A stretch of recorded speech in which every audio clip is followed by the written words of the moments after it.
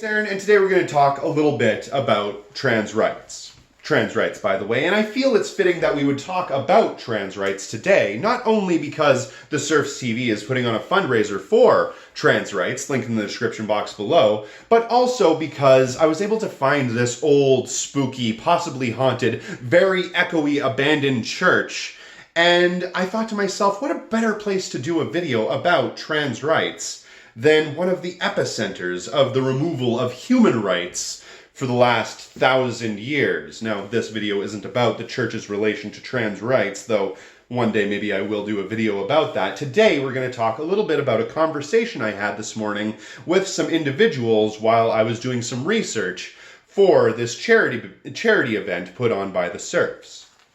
Now, as I'm doing some research, I must have been talking out loud because a couple of people, two individuals, one acting in good faith and the other one definitely not acting in good faith, came up and started asking me some questions. Now, I'm used to being asked questions about trans rights because it's something that, as a person on the internet, as someone who basically lives on the internet, it's something that I have to address rather frequently. So I had some obvious answers for some simple questions that the one person that was acting in good faith had.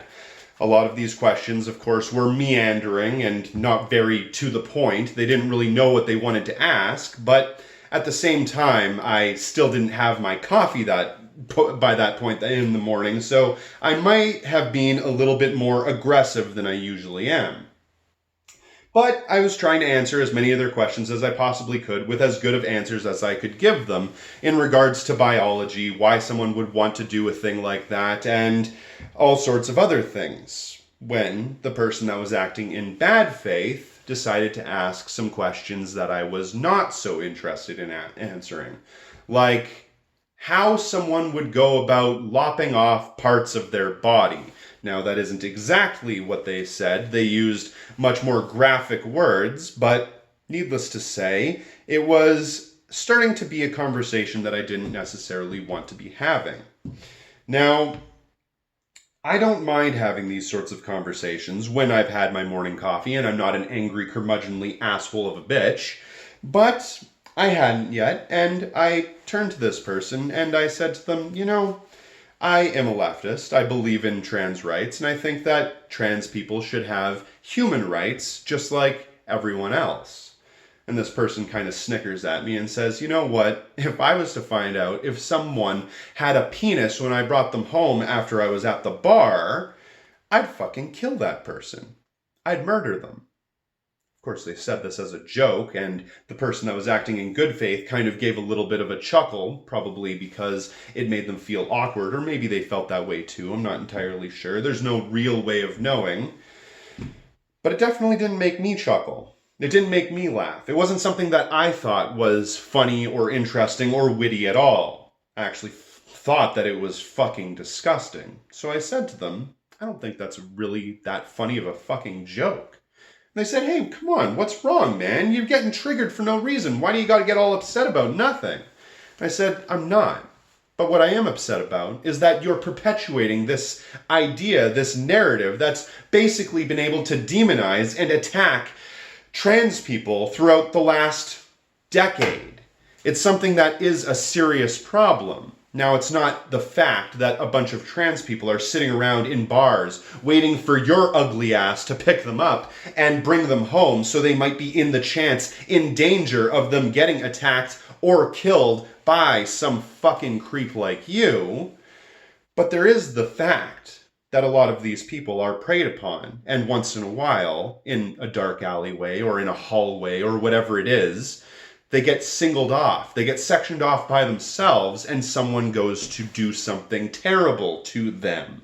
And when that terrible person finds out that they have a few extra parts that they weren't expecting, then that person, that trans person, might end up losing their life. That's the thing that happens far too often. And that's the perpetuation, the narrative that's perpetuated by this joke is what continues this idea that it's okay for that sort of thing to happen to trans people. It's disgusting when I hear those sorts of things. It makes me overtly angry.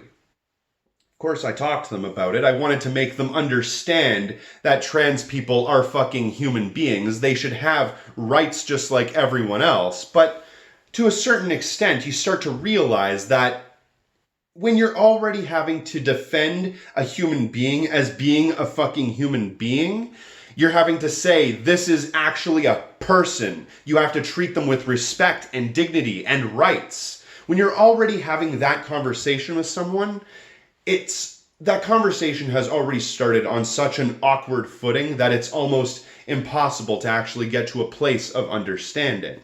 Of course, I did my best to definitely explain what was going on and to explain to this person how trans people are people, but it's not exactly something that I wanted to do this morning. It's not the way that I expected to start my day, to explain to another human being that they have to treat human beings with respect and not make jokes about them being murdered.